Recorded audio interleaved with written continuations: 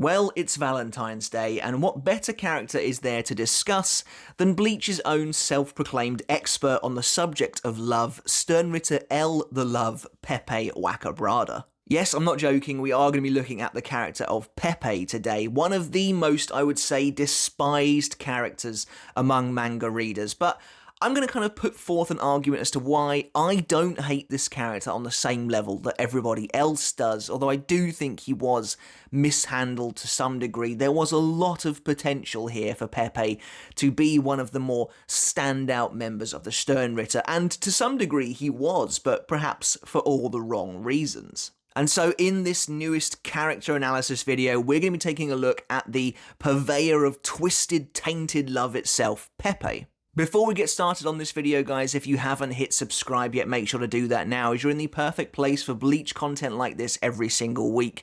If you really enjoyed the video, please give it a thumbs up to support me and the channel and get it more exposure on the whole YouTube algorithm, meaning that more Bleach fans like yourselves get a chance to see it.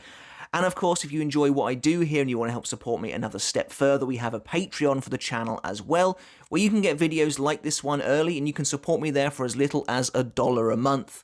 And to everybody doing that who's already helping me over on Patreon, your name's up on the screen right now. A massive shout out to you all. Thank you so very much. So, yeah, Pepe, this is going to be a fun one, I think, because he is a character who there is not a great public opinion about. But it wasn't always that way.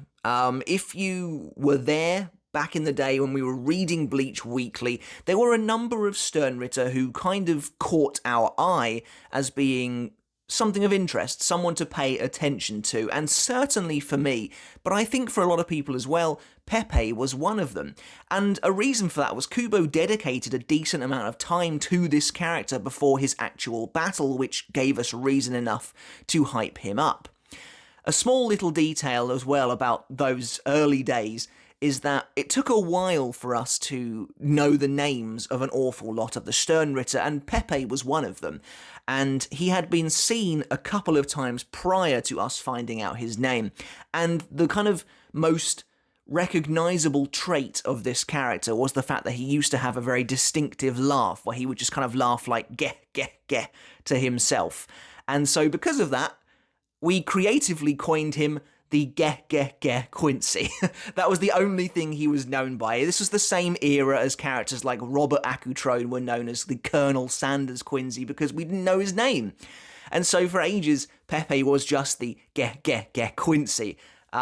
Strangely enough, that is not what would turn out to be what he would be remembered for the most. And out of the Sternritter, Pepe's manga lifespan kind of verges on being one of the slightly longer ones, although of course, like the majority of Sternritter, he is absolutely not seen for the majority of his time in the story. So he first appears in chapter 500, which, you know, nice milestone chapter for his first appearance, and his final appearance is 597. So he doesn't quite make 100 chapters, but it's not a terrible run all the same. And yeah, I was really excited to see this guy in action. So let's talk briefly about his personality and his appearance, crucially his appearance, because that is what really drew me to this character early on. As far as I'm concerned, Pepe in his base form looks awesome. I think he has a really cool appearance, completely unique.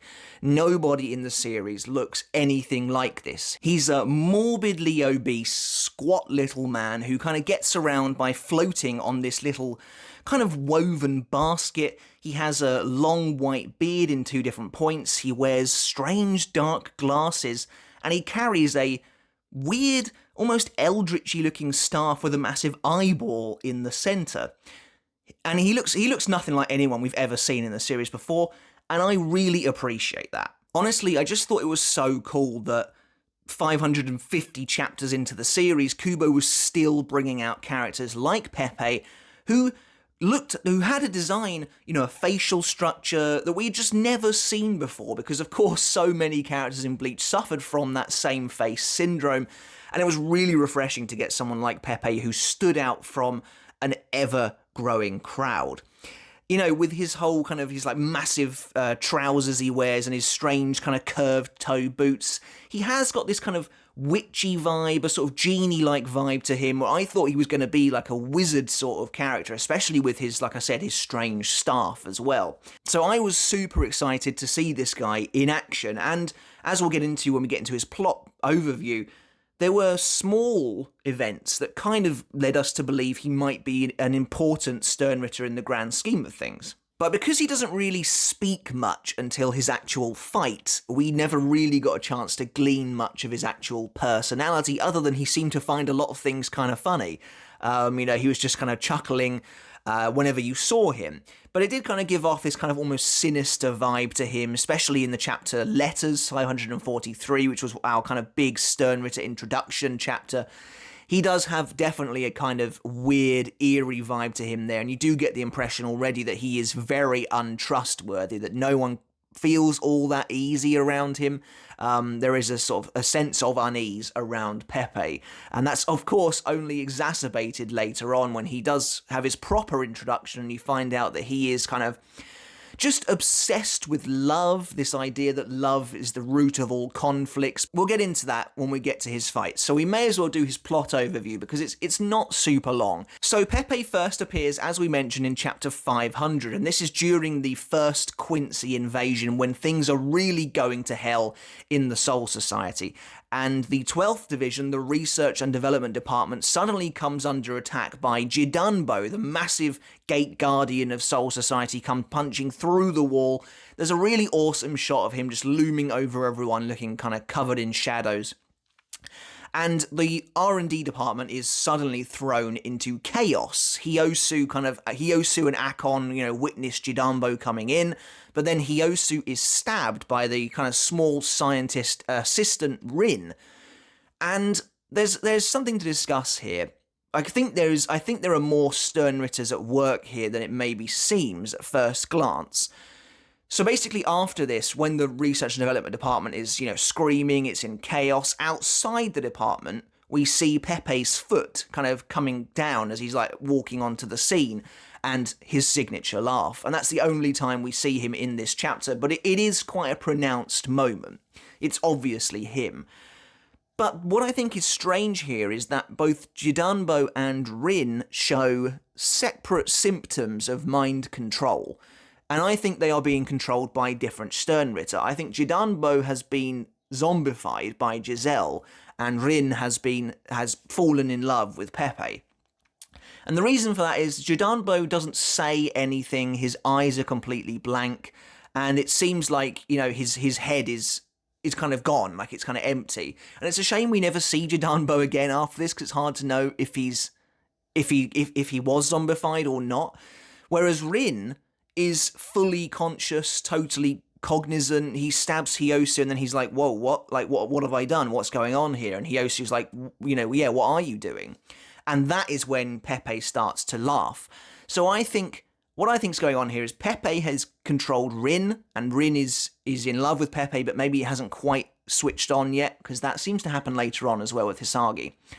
And Giselle has taken over Jidunbo, but Pepe is arriving on the scene to take control of Jidunbo and steal all the glory for himself. Now, of course, that's just entirely my own theory, but I think it makes a lot of sense because Pepe does mention later on that he has taken control of Giselle's zombies in the past, and this would be a perfect example of that. We know Pepe is only in it for himself, and that would make a lot of sense if Giselle has managed to orchestrate such a great attack on the R&D division that Pepe would then come in at the last minute and take over everyone else and be like, yeah, I did all this. This was all me.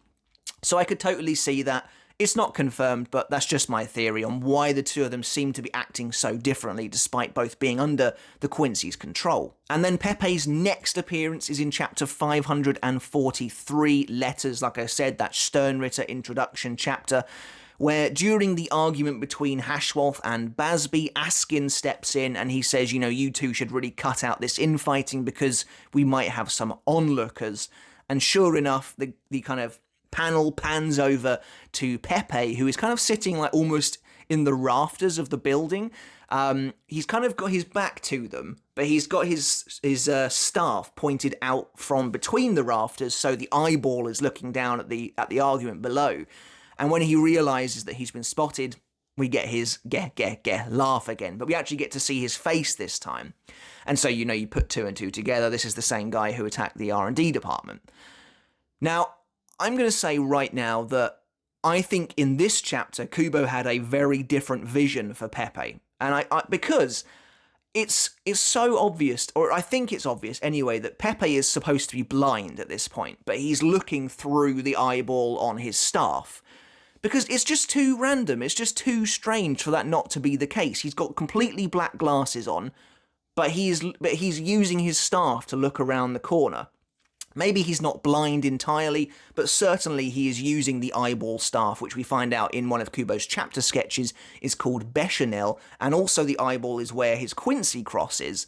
He's actually using that to observe the argument. So it's very strange that never comes up again. I do feel like Kubo kind of scrapped that idea after this, which is a shame, because I think it's quite interesting. But it's cool already that Kubo is feeding this idea that Pepe is kind of ostracized from the rest of his comrades. He's quite, as I said a minute ago, untrustworthy. They feel uneasy around him, and he's only out for himself. And Askin seems to imply that Pepe doesn't share that same camaraderie as the rest of them, and that he might go and maybe even tell Yhwach what's going on if he kind of thinks it will benefit him. And he's kind of basically Askin is like, certain onlookers might be out to get us, and I think that's kind of fascinating because Kubo really does double down on this idea that Pepe is not a team player, as we'll see. And then later, during the Kenpachi versus Gremmy fight, we see Askin having a nice little picnic on top of one of the buildings, which immediately made me fall in love with the character. I know this is not an Askin video, but I was already kind of liking this guy at the start, and then this scene, I was like, this is awesome. But I actually love this scene in general. So Askin's having his picnic, he's looking at the fight through binoculars, and he says we should never have let Gremmy out of his cage, at which point someone behind him says, oh yeah, I completely agree, and he turns around, it's Pepe. This is our first full look at Pepe, and I was like, yeah, this guy looks really cool. I love that he's floating on some little basket, Yoda style. I think that this is really, really unique, and he looks great, and they have such a nice little conversation here. And I like this discussion for a couple of reasons. A, I was already kind of interested in both of these characters, so to see Kubo choose those two to have a discussion, I was very excited by. But B, this really had an Espada vibe to it. This scene of the two of them discussing something together, getting this solo Sternritter interaction was really nice, and it did remind me a lot of the Espada, so it was really cool to see that. But you also have to remember as well that the Gremmy fight was the first real fight we got after that initial wave of battles in the first day of the second invasion. So characters that we had already kind of not necessarily fallen in love with, but kind of grown really accustomed to, like Az, Bambietta, Kangdu, BG9, they were all gone at this point, and I think most of us expected them to stick around a bit longer. So when Kubo decided to have Askin and Pepe have a little conversation, it really felt like maybe he was outlining certain Sternritter who would be around for the long haul. And with Askin, at least, that turned out to be true. Askin states that Pepe is a monster, to which Pepe replies, well, that makes you one as well. And it's difficult to know exactly what they're talking about here. I mean, Askin obviously is incredibly powerful, and Pepe certainly is a monster from his personality's perspective.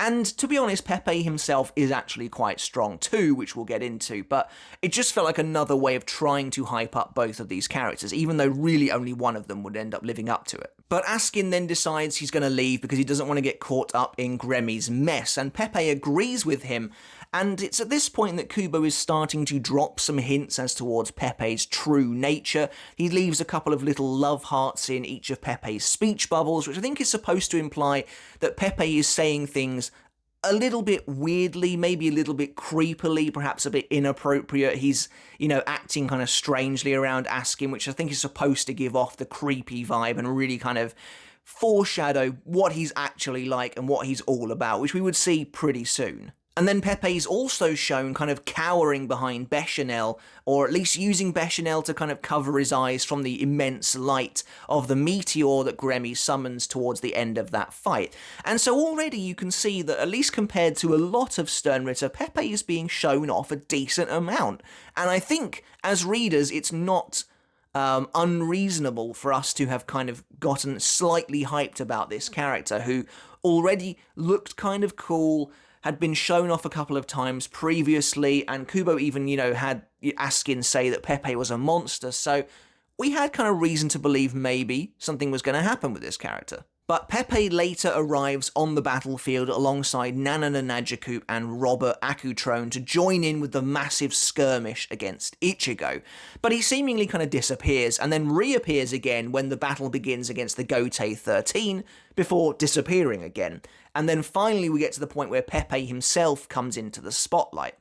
Lil Toto and Meninas, after Byakuya wipes out the majority of the Sternritter in this battle, are the only two left standing, and Lil Toto comments how she wishes Pepe were around because the fight might go a bit more in their favour if he were, although Meninas seems to kind of shut that down, and she says, well, he's really creepy and I'm kind of glad he wasn't here, which is again another little tease as to Pepe's kind of true nature.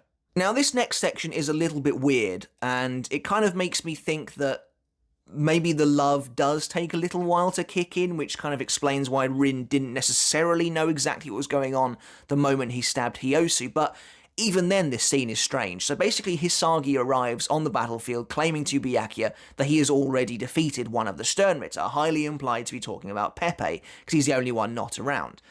And Hisagi kind of looks around and he says, oh, Byakuya's defeated 3 of them. Here I was getting all kind of proud of myself for defeating just one of them. There's a couple of things that don't quite add up about this, though. Hisagi is already under Pepe's influence here. So you could imagine that Hisagi is just lying to Byakuya to kind of throw him off Pepe's scent, except for the fact that Hisagi is thinking to himself that he has defeated one of them. So at this point in time, he must actually believe he has defeated Pepe. Except, that means Pepe has either faked being defeated, or I don't know what's going on here, because he looks completely fine. He's just sort of sat there on his little bowl, and it's kind of weird. It seems like what you're supposed to think is happening here is that Pepe's love hasn't quite activated yet, but it still doesn't really make sense as to why Hisagi would think he was down. However, Hisagi suddenly lashes out at Byakuya, and he sort of reveals to himself that he has actually fallen in love with Pepe, and he starts fighting Byakuya on Pepe's behalf, and Pepe makes his grand reveal now, again giving us his laugh of geh geh geh, as he kind of suddenly breaks out into this weird song-like spiel, where he says about, you have one heart, you have one body, and I can take over both of them when they come together. Your heart and body will be mine forevermore. And he says something like, let me hang you with my rope of love, as he makes like a little love heart symbol with his hands, and you find out his full name and stuff. And I remember reading the chapter and being like, this is not what I wanted to see from this character. I just remember thinking, like, I didn't expect this at all. It seemed a little bit like Kubo had kind of abandoned the whole witchy genie thing and just created a carbon copy clone of Zamari. And there is an undeniable, unshakable feeling of deja vu here with Pepe, which we'll get into in just a sec, but Pepe then reveals his gambit, and he truly is not on the Sternritter's side as he fires another love kiss towards Lil Toto. But she manages to dodge out of the way, but it hits Meninas square in the face, and she suddenly falls in love with Pepe and attacks Lil Toto on his behalf. And Pepe it's a little bit rushed, but Pepe kind of reveals that, don't all of you fight over me. I'd hate it if you were all to die and I could take all the glory for myself. So basically, Yuha Bark has facilitated this idea of dog eat dog among the Sternritter, which is something we know. We've seen this and heard about it before. That all of the Sternritter, for instance, wanted to be the one to kill Ichigo to take the glory for doing so. And Yuha Bark has obviously kind of created this kind of competitive environment where he on the surface he's like, I don't want any infighting between any of you, but really he wants them to duke it out for his favour for who he's going to eventually not kill with the Aujvelum. And so Pepe is really going in on this, and he wants to kill basically everyone around so that he can be the sole survivor and take all the glory for himself. And as Hisagi is fighting Byakuya, Pepe just kind of goes on this rant about love. Nobody asked him to do it, he's just doing it. But he kind of goes on about how every conflict stems from love. He says, faith is love, piety is love, attachment of any kind is love, and that's why he's so powerful. But Byakuya knocks out Hisagi and he kind of says, are you done with your speech? Because now I'm done here. And, if you're the puppeteer, if I sever the strings, the puppets will be freed. And this is what I mean by this feeling literally like a carbon copy of the Zamari fight. Byakuya, and even maybe Tsukishima as well to a degree, Byakuya, much in the same way as Kyoraku is constantly fighting characters with guns, Byakuya always fights the eerie, creepy character who can take control of people's minds and bodies.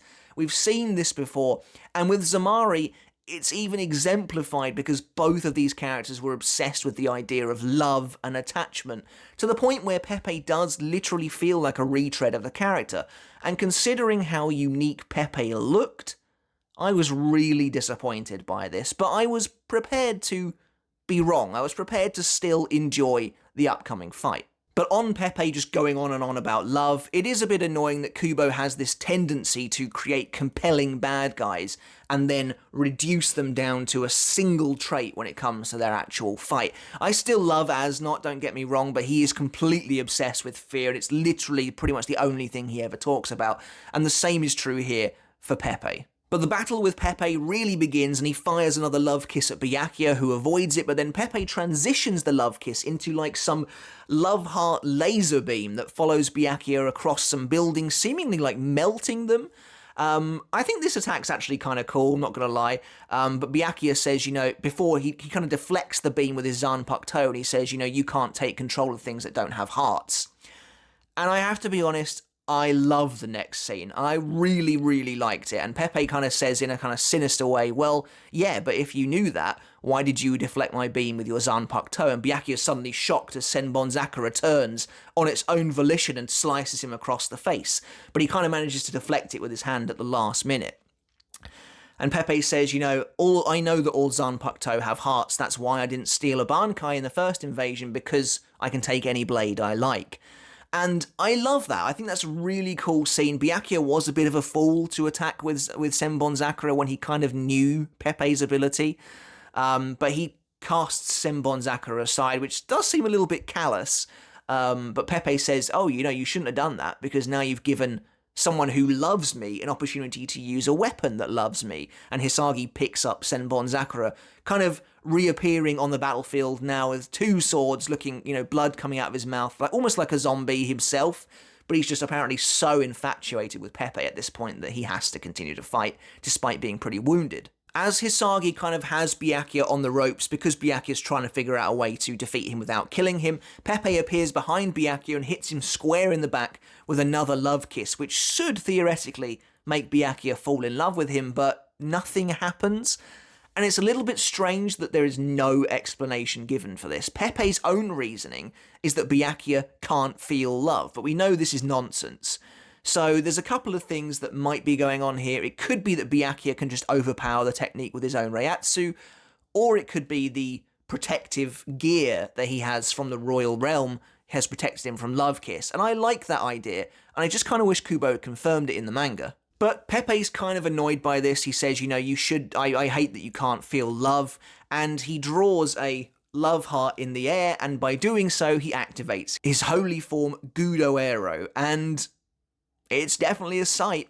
It's definitely a sight. And this is what made people despise this character, basically, is that he is so, disgusting to look at. He's basically some almost completely naked old man in a huge nappy. He basically looks like a giant baby, with these kind of very strange, tendril-like wings with little eyes in the middle of them. And he does look disgusting. But I can't bring myself to hate this because it's clearly by design.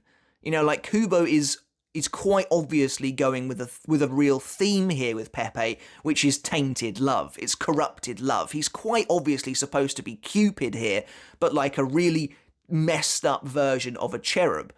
And I kind of dig it. I don't, I don't like the Volstendig's design, but I like the theme. I like that this Sternritter actually has a consistent theme, and it's shown all the way through, right down to the point where he pulls his bow and arrow, which also looks quite ornate, like you might see with Cupid, out of his mouth, and he's like gurgling on it, and Byakuya, there's a nice detail of Byakuya looking really disgusted at this. And the whole idea is that Pepe is supposed to be gross, but he's supposed to think he's beautiful. People are supposed to fall in love with this, kind of disgusting idol that, is not a traditional symbol of beauty. Let's put it that way. But we've skipped ahead a little bit. Pepe, now in his holy form, unravels the basket that he was sitting on and kind of flings this whip at Byakuya, which is called Love Rope, and it impales Byakuya through the back. And whether you like it or not, Byakuya is, no pun intended, fully on the ropes here. Like, Pepe is completely in control of this fight at this point.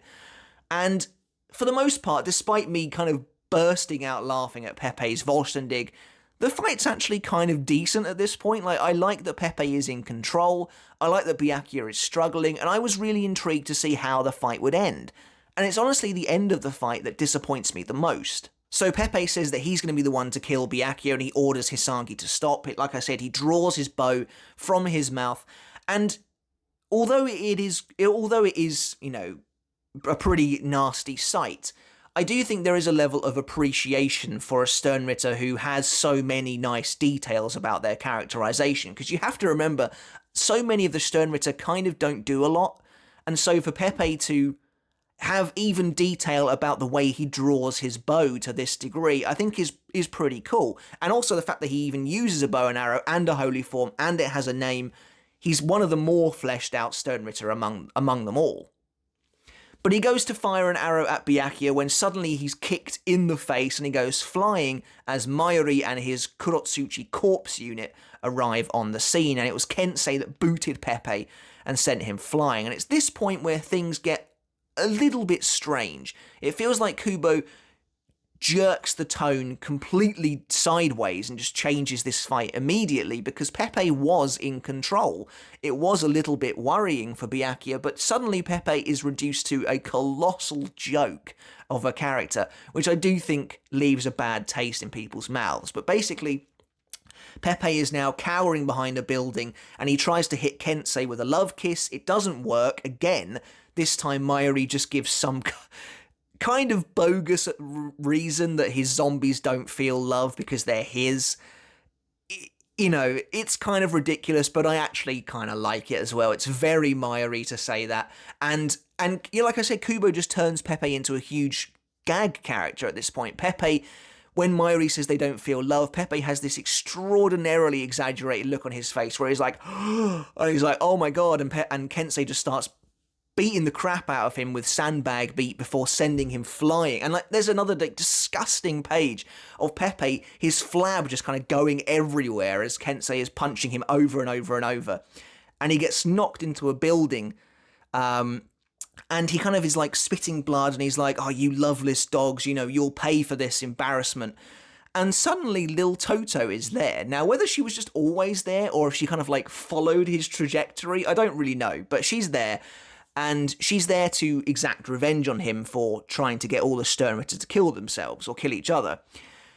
And this is kind of a nice moment, even though I'm not entirely sure it really makes all that much sense. I like Pepe's characterization here where he's like, oh, Lil Toto, I hope you're well, you look well, you're doing well. And Lil Toto's like, you know what you did, you tried to kill us all. And then her mouth starts to deform and she's like, you know what the price is for that, right? And Pepe's like, please don't kill me, but then she eats him. It happens off screen, but I imagine it's pretty gruesome. You hear Pepe kind of screaming, blood going everywhere, and she devours him as revenge for what happened. And later on she says that eating him was disgusting. I'm kind of surprised someone who seems to value themselves over literally everybody else. I'm surprised that Pepe didn't at least try to defend himself here, especially since he is in Volstendig. Now, I know Lil Toto is as well, but Pepe's holy form seems to be at least decently powerful. I'm surprised he didn't at least try and fire off another love kiss, but Maybe he just resigned himself to his fate at this point. And that's it for our, character of love in Bleach, Pepe Waccabrada. Cupid himself, apparently, or at least a twisted version of him. And as I mentioned, Pepe is pretty much one of the most hated characters in the series, but I think that is quite superficial. I think that does just come down to the way he looks in his holy form, which, yes, is gross, but it's, purposefully supposed to be strange looking. He's supposed to be this kind of, as I mentioned, corrupted version of Cupid. He is some massive man in like a baby's nappy, and he's supposed to look really weird. But I kind of appreciate that Kubo went as far as he did with Pepe's theme. I like that Pepe has a consistent theme, and that theme runs throughout all of his details. I like that a lot. And I think that I like that he is a weird version of Cupid. I like that he has so many different named abilities like love, kiss, love, rope. He has a named holy form. There's no denying that a decent amount of detail went into this character, and I think that on some level should be appreciated. And so for me, Pepe is certainly not my least favourite Sternritter, far from it in fact, I think for me he kind of sits somewhere around the middle of the pack. There's no denying that I was disappointed by the route that Kubo took with the character, but mostly for me, that was just for how unoriginal his ability was, considering how original his base form was, and how cool he looked. What his powers actually were, I was a bit disappointed with. And you have to remember as well, something that really exacerbated this was Pepe's fight comes straight after Giselle's fight. So we've gone from one person who can control people literally straight into another one. And so that was a little bit jarring. But I kind of like his fight, even though I think it ends a little bit unevenly and a little bit strangely. And let's face it, what Pepe got was more than what a fair few Sternritter got. And I kind of am looking forward to seeing him in the anime just to see people's reaction to him. But that's it for our character analysis on Valentine's Day of Pepe Waccabrada. I hope you enjoyed it. Let me know in the comments below what you think of Pepe. Do you hate this character, or is there something at least maybe to like about him in there somewhere? Do let me know in the comments below. Hit subscribe if you haven't done already. And until next time, I'll catch you later. I'll see you then.